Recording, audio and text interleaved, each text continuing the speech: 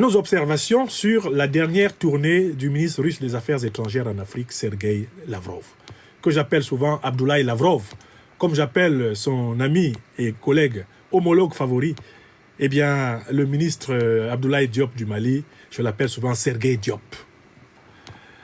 Le ministre Lavrov était en Afrique et je voudrais faire mes observations sur les enseignements, les leçons de sa tournée.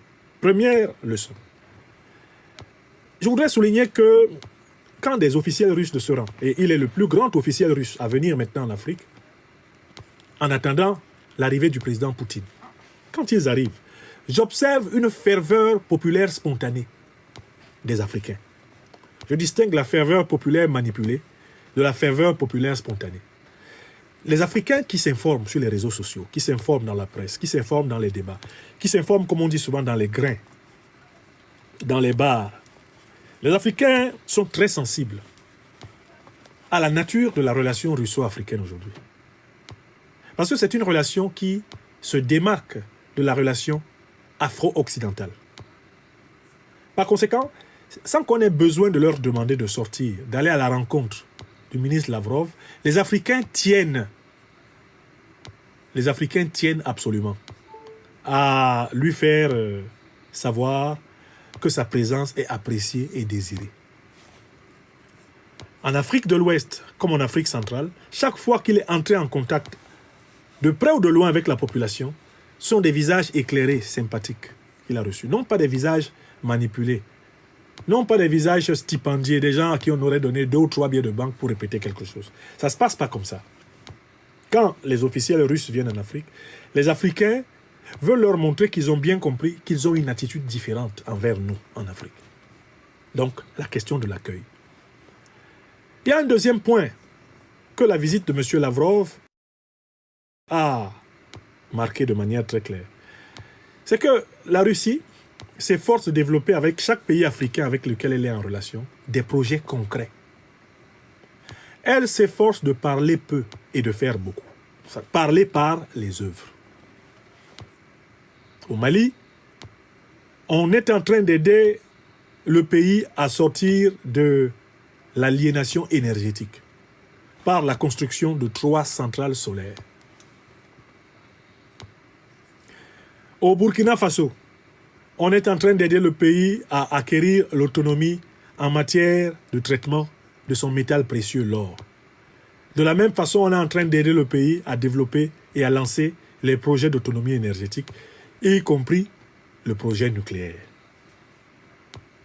Les autorités nigériennes, dans les travaux qu'elles tiennent avec les délégations russes, travaillent essentiellement sur des projets. Des projets dans le domaine de l'énergie, des projets dans le domaine de la sécurité, des projets dans le domaine de la coopération technique, la coopération scientifique, la coopération technologique. Donc je voudrais saluer la deuxième caractéristique de ces visites, sont des visites sur projet. Ils parlent de ce qu'ils doivent faire. Et ils ne parlent que de ce qu'ils doivent faire. C'est une deuxième qualité de cette coopération. Troisième élément important. Contrairement aux apparences, je n'ai pas entendu le ministre russe faire chantage aux Africains de la multiplicité de leur coopération bilatérale. Bref, du caractère multilatéral de leur coopération diplomatique. Je veux dire que quand un officiel russe va au Mali, au Niger, au Burkina, quand il va en Centrafrique, ou quand il va au Congo, ou quand il va au Tchad, il ne va pas là-bas pour tenter de dire aux Africains « Ah, il faut chasser la France, il faut chasser les États-Unis, il faut chasser la Grande... » Ce n'est pas pour cela qu'il y va. J'ai cherché et je n'ai trouvé aucun témoignage d'une telle injonction. Ce qui est le signe qu'ils ont bien compris, les officiels russes, qu'il ne faut surtout pas dire aux Africains ce qu'ils doivent faire. Les Africains ne sont pas demandeurs d'instruction.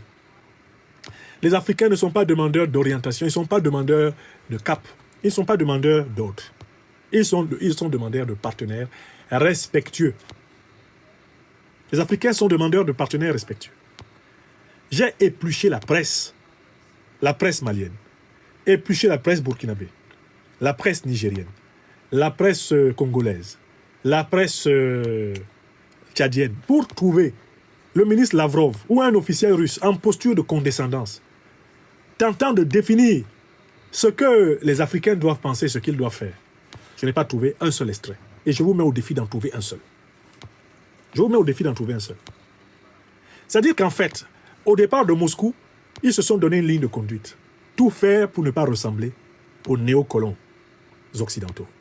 Tout faire pour ne pas rentrer dans le portrait robot des donneurs de leçons, des tons grands seigneurs, des attitudes condescendantes et de la volonté cupide d'être les seuls à gagner.